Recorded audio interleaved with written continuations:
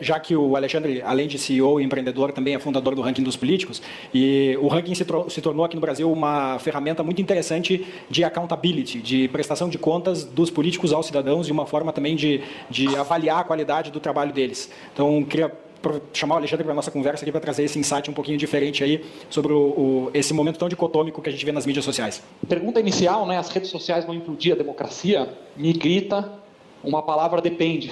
Então, talvez o depende é menos interessante do que os detalhes, né? Dos prós e dos contras e o que a gente pode fazer para que talvez as redes sociais, quem sabe com um pouco de sorte, seja até ajude a evoluir a democracia, a aperfeiçoar, né? Certamente tem uma série de prós trazidos pelas redes sociais. Nós, no Ranking dos Políticos, estamos hoje com mais ou menos 2,5 milhões de seguidores, então a gente sente muito o calor, né, da polarização política, do ódio, mas também do interesse cada vez maior que a política traz nos cidadãos brasileiros, algo impensável há 10 anos atrás, o que dizer que 30 anos atrás.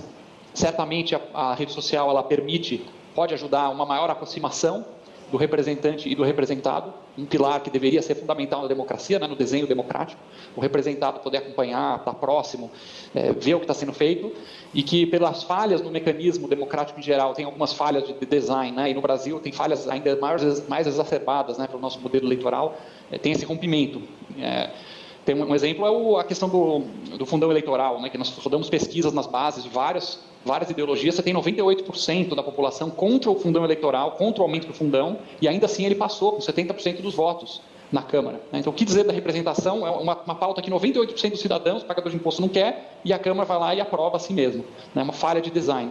Tivemos eleitores que, através do nosso portal, um caso, por exemplo, um deputado do Pará nos escreveu, dizendo que ele estava num comício lá no interior do Pará, na base dele, e uma eleitora abriu o Ranking dos Políticos e começou a cobrar, né, lá no nosso site políticos.org.br. O senhor que gastou a verba de gabinete, o senhor tem 30 assessores, que negócio é esse de ter tanto assessor? E o político ficou assustado, que pela primeira vez, né, o eleitor tinha essa proximidade. Isso é muito positivo. Mais transparência também, as informações estão aí, é muito difícil responder, é mais difícil esconder sujeira na era das redes sociais.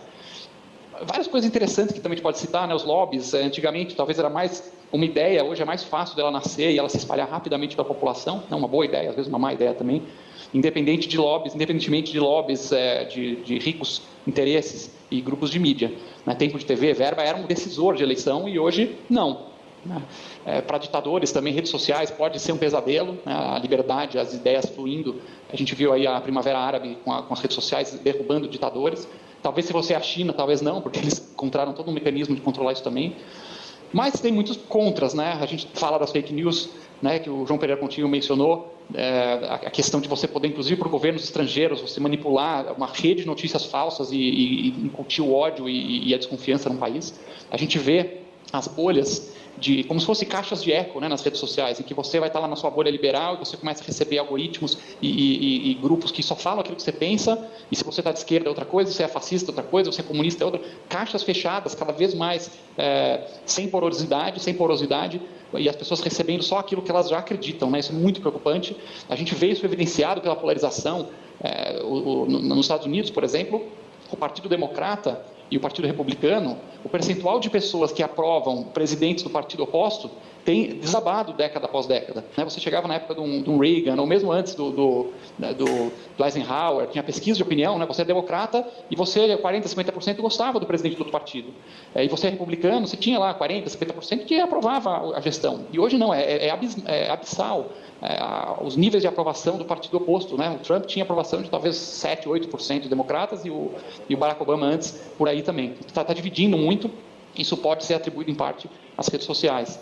Dá um medo também enorme a concentração de poder na mão de 2, 3 empresas que controlam todo o tráfego de informação, né? O novo ouro do momento, o petróleo do momento é a informação. São 2, 3 empresas que não são empresas democráticas, elas têm um compromisso com o acionista, que é para isso que elas existem, estão certas de querer o lucro, mas hoje tem muito pouca regra do jogo. A empresa, o Twitter, por exemplo, fechou a torneira desse e não de outros.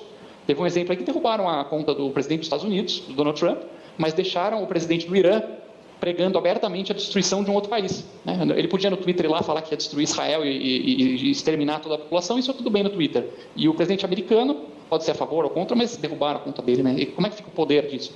A questão do pessimismo também, né, as redes sociais, com essa polarização, esse rancor, ela acaba divulgando mais ideias distorcidas e mais pessimistas da realidade, né? A gente vê a humanidade evoluindo, índice de pobreza caindo, expectativa de vida subindo, porque as coisas estão melhorando objetivamente, as coisas vão melhorando década após década, só que são coisas lentas, que não dá manchete. E nas redes sociais a gente sabe que o ódio é uma das emoções que mais gera clique, e like, e share. Então, será que a gente está ficando um povo cada vez mais rico, mais próspero, mais saudável, só que mais infeliz e mais rancoroso, né? Quero crer, para fechar aqui, né, como um otimista tecnológico, eu tendo a achar que as tecnologias nascem com muita desconfiança, mas que a gente pode ir aprendendo com os erros, ajustando, assim como outras ondas tecnológicas vieram, e talvez um dia a gente olhar para trás e ver que a rede social acabou contribuindo para a democracia, os ideais originais, né? Lá desde a criação dos primeiros regimes lá na Grécia, em que a população, o cidadão ia lá e votava diretamente nas questões. Então, talvez podemos criar novos modelos alavancados pela tecnologia, pode aprofundar mais aqui hoje, só uma pincelada, né? Mas que a rede social possa fazer a democracia se aprimorar, que a pessoa participe mais, vote mais diretamente, o representante realmente reflita o desejo, os sonhos, os interesses dos representados, e não o caminho da implosão da democracia.